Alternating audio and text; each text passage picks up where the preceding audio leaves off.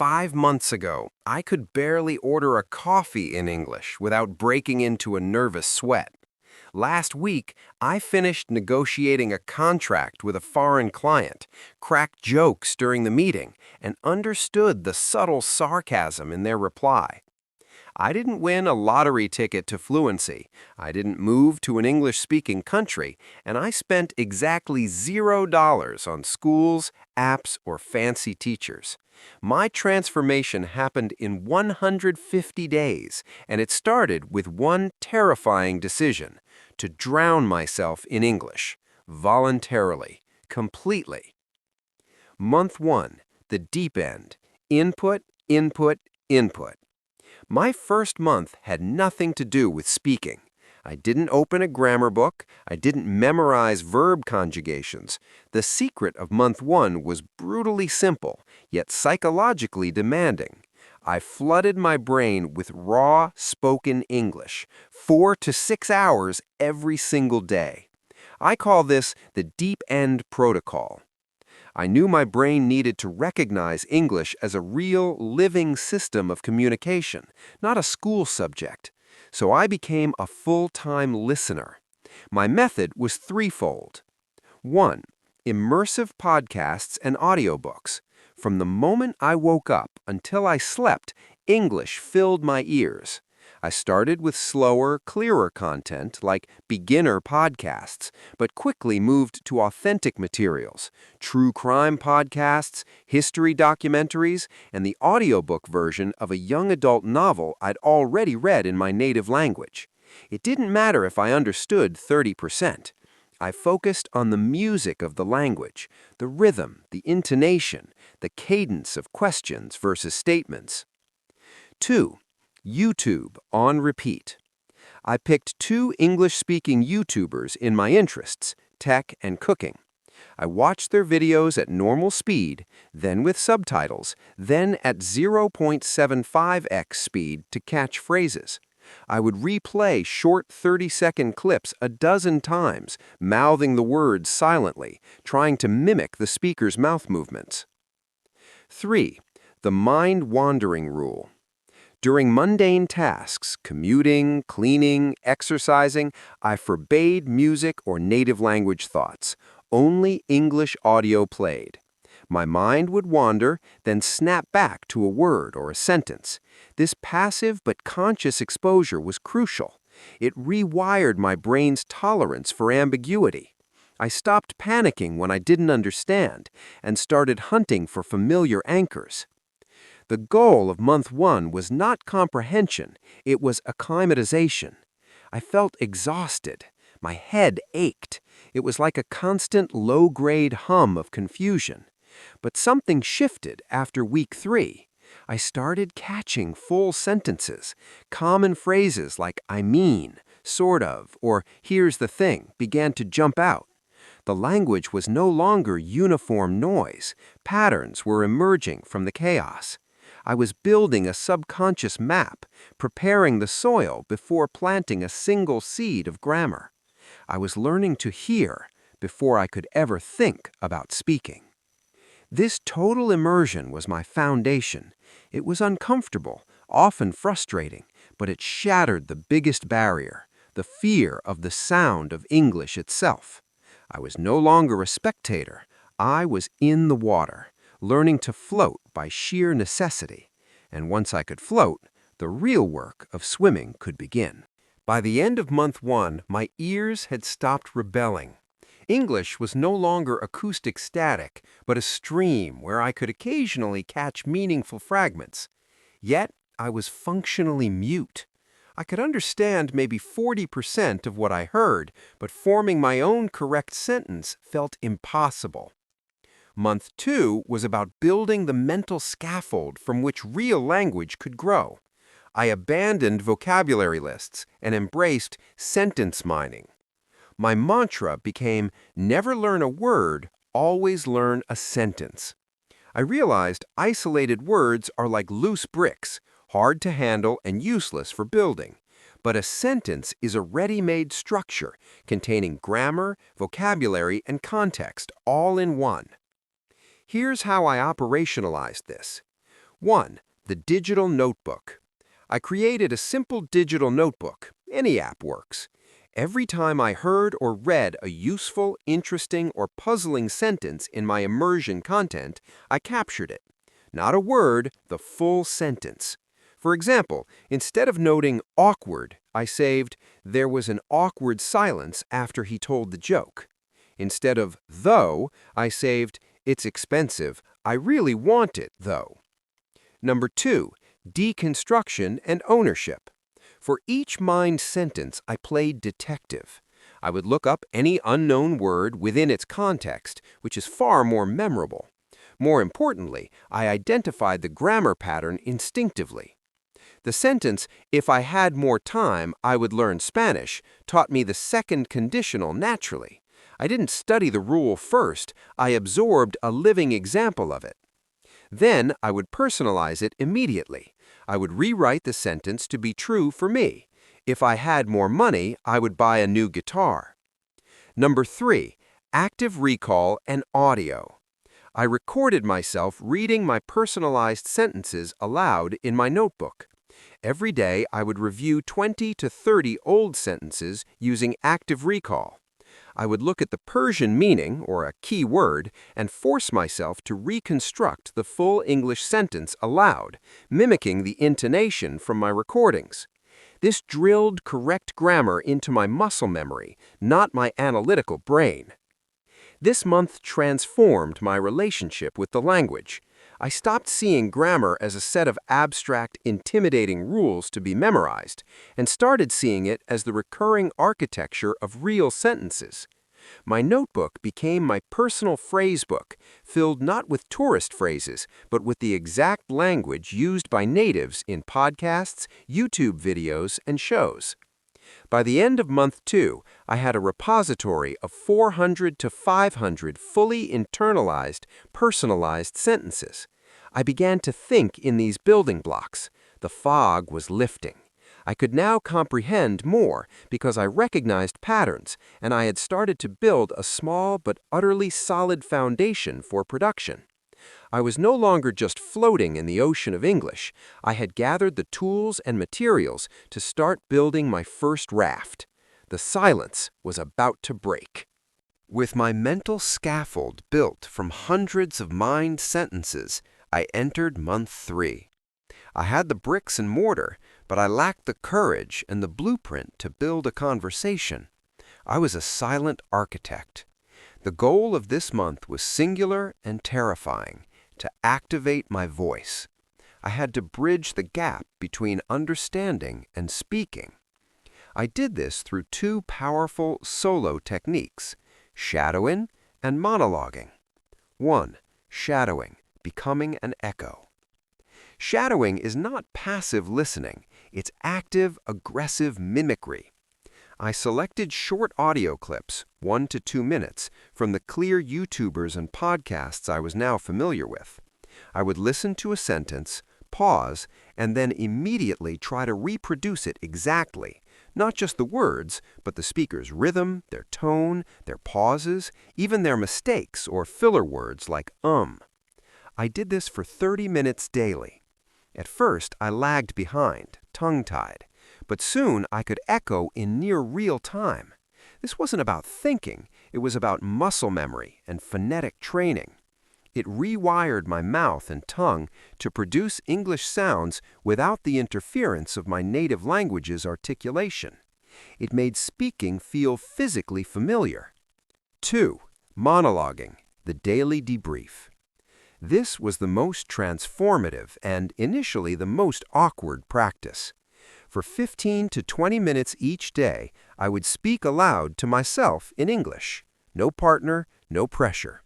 The rule was simple: describe and reflect on my day, out loud, as if I were explaining it to an interested friend. Today was frustrating. I couldn't find my keys this morning and I was already late for work. It made me feel so disorganized. When I hit a vocabulary wall, for example, I didn't know the word for sink, I would circumvent it. I washed the dishes in the thing where you put water in the kitchen. Later, I'd look up that missing word. The magic of monologuing was its pressure-free nature. It normalized the act of generating spontaneous English thoughts. It highlighted the gaps in my vocabulary and grammar in real time, making my subsequent sentence mining more targeted. I started with simple present tense narratives, but gradually, as I mined more complex sentences, my monologues began to include past regrets, if I had left earlier, future plans, and opinions. The combination was potent. Shadowing gave me the native-like melody and fluency chunks. Monologuing forced me to assemble my mind sentences into original, personal meaning. By the end of month 3, the paralyzing fear of opening my mouth was gone. I was no longer translating in my head before speaking. Thoughts were beginning to take a direct, if still simple, path to English. I had moved from being a silent collector of language to an active, albeit solitary, user. I had built my raft and was now paddling around the safety of my own room. It was time to venture into open waters and test it against the current of real conversation. Month 3 had given me a voice, but it was a voice practiced in a vacuum. I could talk to myself with growing confidence, but how would my language hold up in the unpredictable, messy, and fast-paced world of real human interaction? Month 4 was dedicated to one purpose: seeking and surviving authentic conversation. This was the stage where theory met reality, and it was brutally humbling and absolutely essential. I had to find people to talk to. Schools and teachers were not part of my method, so I turned to the global village, language exchange platforms. I created a profile clearly stating beginner who can understand a lot but speaks slowly, looking for patient partners for simple conversation. Number 1, the first conversations, a humbling fire hose. My first few video calls were a shock to the system. My carefully constructed monologues fell apart under the pressure of listening, processing, and formulating a reply in real time. I would forget simple words. My grammar collapsed into a simplistic mess. Native speakers used slang, spoke quickly, and swallowed their words in ways my polished podcast audio never did. It was overwhelming, but I had a rule: embrace the awkwardness. I didn't apologize profusely for my mistakes. Instead, I used key survival phrases I had pre-mined. Could you say that again, please? What does word mean? Let me try to say this. This kept the conversation flowing. 2. Strategic preparation and the conversation mining follow-up. I didn't go into these calls blind. For 15 minutes before a call, I would brainstorm vocabulary related to likely topics: work, hobbies, weekend plans. More importantly, after every conversation, I performed the most valuable ritual: conversation mining. I would immediately jot down 2 to 3 moments where I struggled or failed. The idea I couldn't express, the sentence my partner said that I wished I could say, the question I didn't understand. I would then spend 30 minutes turning these gaps into new, personalized sentences for my mining notebook. For example, if my partner asked, "What's your take on remote work?" and I fumbled, I'd later craft and learn, "My take on remote work is that it offers flexibility, but it can sometimes feel isolating." Number 3, the power of why and going off script. I pushed myself to move beyond simple Q&A. I started asking why to my partner's opinions. This forced me to understand more complex reasoning and to formulate my own arguments. I also deliberately steered conversations toward topics I had recently monologued about, allowing me to reuse and test my prepared chunks of language in a dynamic setting. This month was a cycle of tension and growth. Conversation, breakdown, analysis, and mining improved conversation. The feedback was immediate and visceral. Nothing highlights a grammatical weakness like seeing confusion on someone's face. Nothing motivates learning an expression more than needing it in the moment. By the end of month 4, the paralyzing anxiety of a live call had diminished. I was thinking less about individual words and more about the flow of ideas. I was actively listening not just for meaning, but for phrases to steal. My language became more functional, more reactive, and less robotic. I had successfully launched my raft into the social sea. It was leaky and slow, but it floated. I was finally communicating, not just practicing. Now it was about refining this vessel for speed and endurance. Month 4 had transformed me from a solo practitioner into a functional, if flawed, communicator. I could survive conversations. The final month, month 5, was not about learning something radically new, but about synthesizing and intensifying all the previous elements to achieve autonomy. My goal shifted from learning English to using English to learn, think, and connect. I aimed to make the language a natural, almost invisible part of my daily mental life. This phase was about creating a self-sustaining ecosystem. Here's how I structured the mosaic of mastery. 1. Content ascension and active consumption. I drastically upgraded my immersion diet. I switched from learner-friendly content to authentic, complex, and nuanced material, full-speed political debates, sophisticated philosophy podcasts, stand-up comedy specials, and novels written for native speakers. The key change was my engagement. I consumed not as a passive student, but as an active critic. I paused to analyze why a joke was funny, punchline structure, cultural reference, or how an argument was constructed rhetorically. I was now mining for sophistication, idioms, subtle shades of meaning, advanced syntactic structures. Conversation with purpose. My language exchanges evolved. I moved away from "let's practice English" chats toward topic-driven discussions. I sought partners interested in specific subjects: climate change, film theory, startup culture.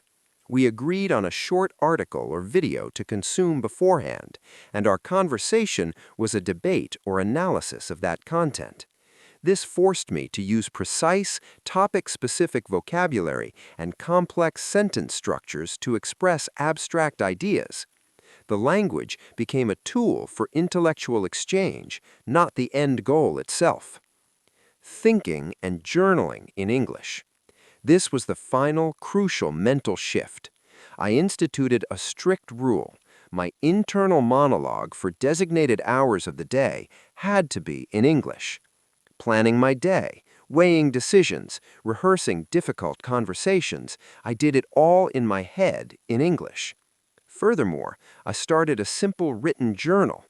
Every night, I wrote 3 to 5 sentences reflecting on the day, deliberately using at least one new phrase or structure I had mined.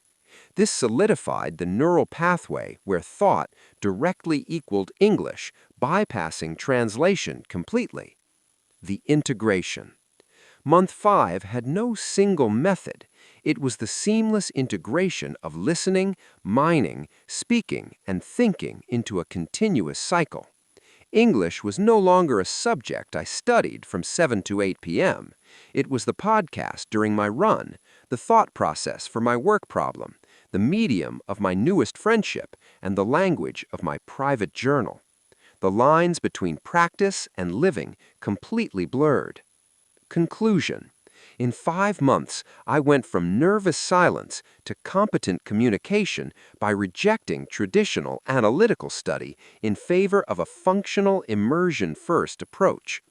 I trained my brain to treat English as a living system, first by drowning it in input, then by reverse engineering sentences, then by activating speech alone, then by stress testing it with humans, and finally by weaving it into the very fabric of my thinking. It was uncomfortable, demanding, and required relentless consistency, but it was also fast, deeply personal, and shockingly effective. The secret wasn't a magic trick. It was the decision to stop studying a language and start using it from day one as the raw material for my own life. The journey doesn't end here. Refinement is endless, but the wall is gone. You are now on the other side, and the world is audibly, wonderfully larger.